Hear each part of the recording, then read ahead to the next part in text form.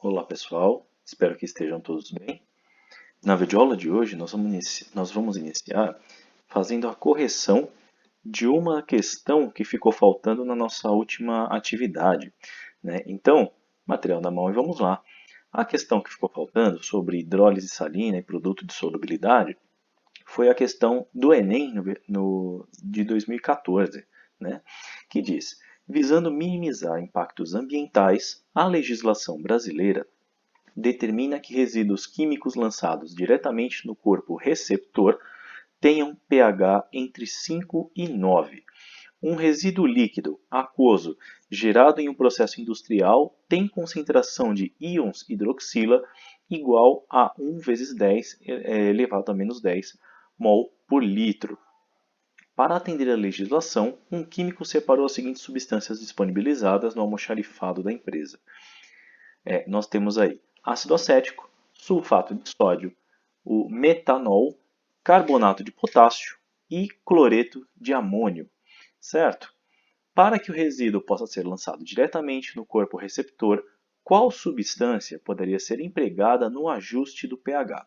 Vejamos, inicialmente nós temos que reparar que a faixa de pH aceitável deve ser, para esses resíduos químicos, entre o pH 5 e o pH 9, ou seja, na verdade é uma faixa em que o ponto central é o ponto neutro, certo? Com pequenas variações para o lado ácido ou para o lado básico, né, alcalino. Legal. Nós temos aqui a informação de que a concentração de hidroxila, ou seja, os íons característicos das bases, é uma concentração mais baixa do que 10 a menos 7, ou seja, já não temos aí um resíduo químico no ponto neutro. Temos um resíduo químico ácido. Por quê? Se a hidroxila está numa concentração mais baixa, significa que os íons H+, os íons hidrogênio+, estão em concentração mais alta do que no ponto neutro. Ou seja, se temos mais íons H+, mais íons hidrogênio, significa esse resíduo está ácido.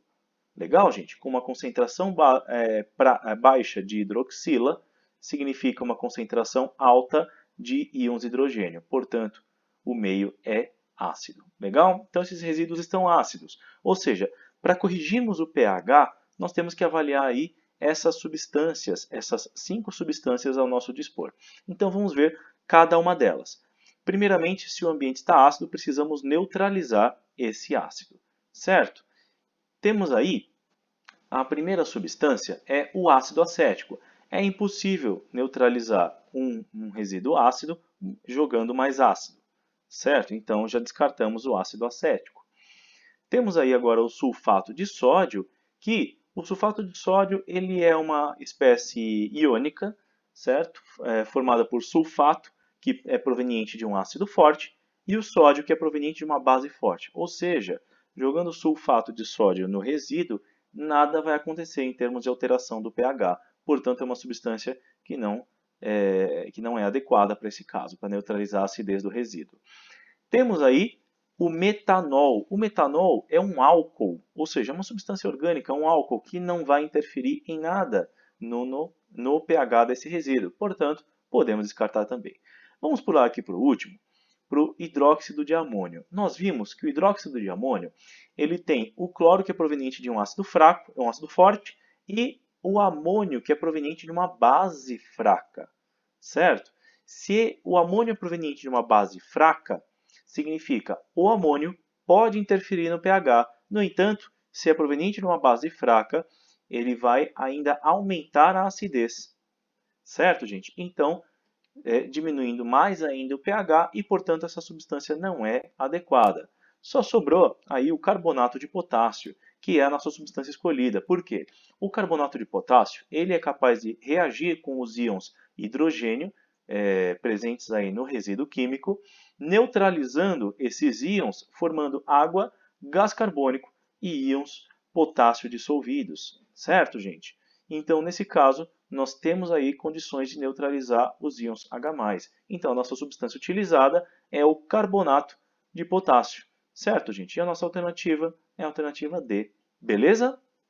Bom, A partir daqui, nós vamos iniciar o estudo da eletroquímica no capítulo 10, no nosso último livro deste ano, ok? Então, material na mão e vamos lá. Para começar a falar um pouco sobre eletricidade, precisamos recorrer inicialmente a um contexto histórico que mostra que, desde a antiguidade, os gregos antigos já tinham conhecimento de algumas propriedades elétricas dos materiais, particularmente quando eles atritavam um pedaço de âmbar que, ao atritar, o material âmbar ficava eletrizado e era capaz de atrair pequenos fragmentos de outros materiais, como poeira e pequeníssimos pedaços de tecido, certo? Paralelamente, também já se conhecia algumas propriedades atrativas da magnetita, que é um minério que era capaz de atrair aí materiais metálicos, desde que feitos por metais ferromagnéticos, né? Mas, na verdade, não tem propriedades elétricas de fato como os materiais eletrizados. Legal, gente? Bom, um outro ponto interessante da história, que já não é mais na Grécia Antiga e sim na nossa era, é que em um determinado experimento, um cientista de renome ele resolveu fazer um estudo ali voltado ao campo da anatomia com algumas patas de rã, certo? Colocando dois metais diferentes, a saber, cobre e zinco, né? Duas barras pequenas de dois filetes de metais diferentes, ocorria uma reação que provocava uma contração nos músculos da rã, que já estava morta, só tinha as pernas da rã ali. Como provocava uma contração nos músculos da rã, já se sabia então que corria uma corrente elétrica, passava uma corrente elétrica através da perna da rã, o que causava a contração muscular.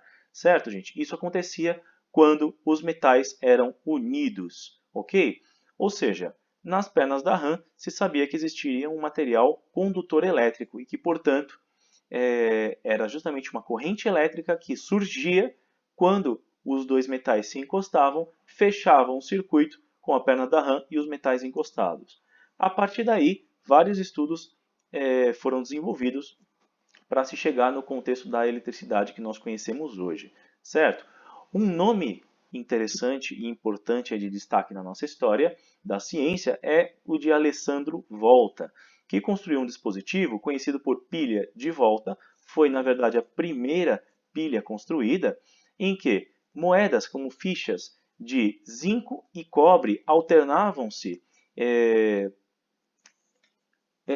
na verdade, alternavam-se encaixadas, né, num dispositivo enfileirados aí nessa haste, como nós podemos ver, nessa torre, certo? Separadas somente por um pedaço de algodão embebido numa solução salina, certo?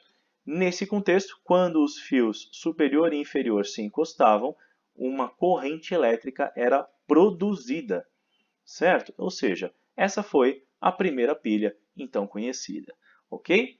Ou seja, o que Alessandro Volta fez foi basicamente utilizar o zinco e o cobre, e em outros metais também é possível, como o zinco e prata, certo? Produzindo uma diferença de potencial, ou seja, uma voltagem entre os dois metais, quando unidos aí por um material condutor, como por exemplo, no caso de Alessandro Volta, esse material de algodão aqui embebido numa solução salina, né, que é uma solução condutora.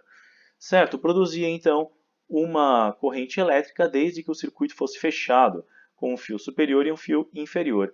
E, na verdade, descobriu-se também que quanto maior fosse o tamanho da pilha, quanto mais repetidas essas unidades, essas células, maior era a tensão elétrica gerada pela pilha. E esses dispositivos foram então conhecidos por células voltaicas, células galvânicas, células eletroquímicas ou mesmo baterias voltaicas. Todos esses nomes são aceitáveis, ok? Um campo da química que na verdade é responsável por estudar esses fenômenos é o das reações de oxirredução. Já vamos falar o que isso significa. Partindo então desse conjunto aqui, não se assustem com o desenho, tá? Ele é bastante complexo em sua impressão inicial. Nós temos então inicialmente todo esse sistema que vamos explicar aqui. Nós temos, na prática, as partes importantes, que é uma barra, né, um eletrodo de zinco, certo? Embebido dentro, ou seja, né, submerso numa solução, num recipiente que contém uma solução de sulfato de zinco. Nessa solução, nós temos aí, portanto, íons de zinco, né? Íon sulfato e íons zinco, né? O zinco na forma de cátion zinco 2+, ok? Então, nós temos a barra de zinco submersa numa solução de sulfato de zinco, ou seja, uma solução que contém íons de zinco, enquanto que a barra contém átomos de zinco.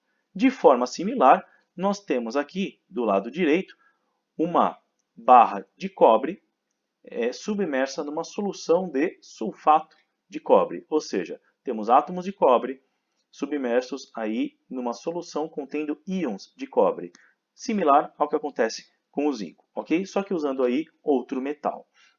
Beleza.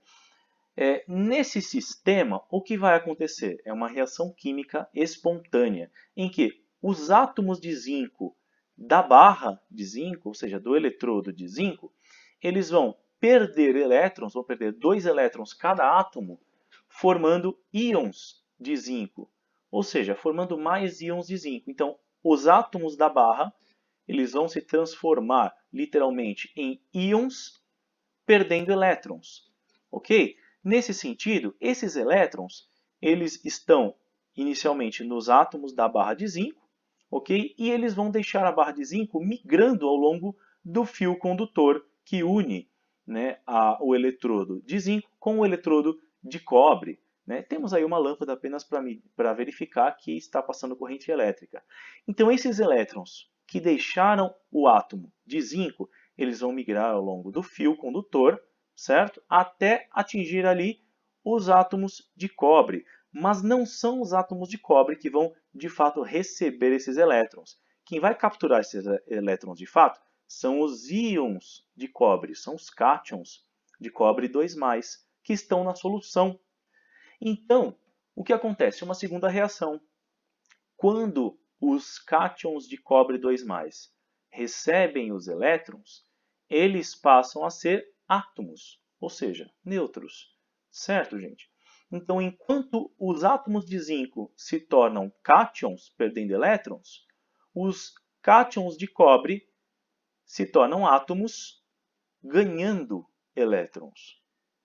Percebem como existe uma situação inversa de um para outro? Né? Por isso que os elétrons migram de um metal para outro metal. Ok? Num lado, são produzidos íons de zinco a partir dos átomos. No outro lado, são produzidos átomos de cobre a partir dos íons de cobre. Certo, gente? Beleza? Bom, então temos aí de forma resumida a seguinte reação.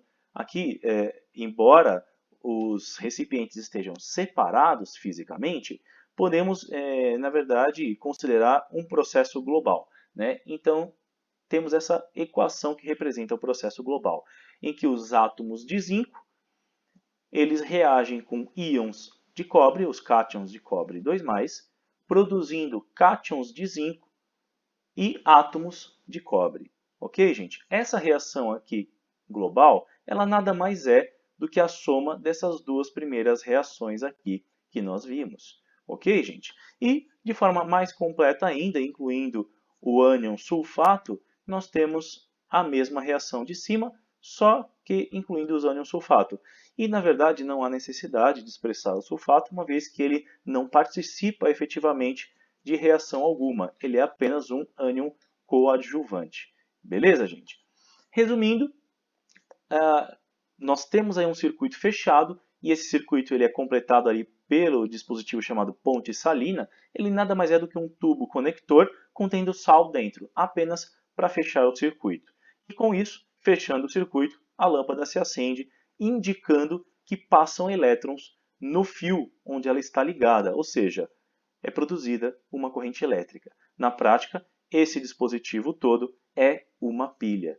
Certo, gente? E as reações acontecem separadamente no recipiente da esquerda e no da direita. Chamamos também de semicélula da esquerda e semicélula da direita. Beleza, gente?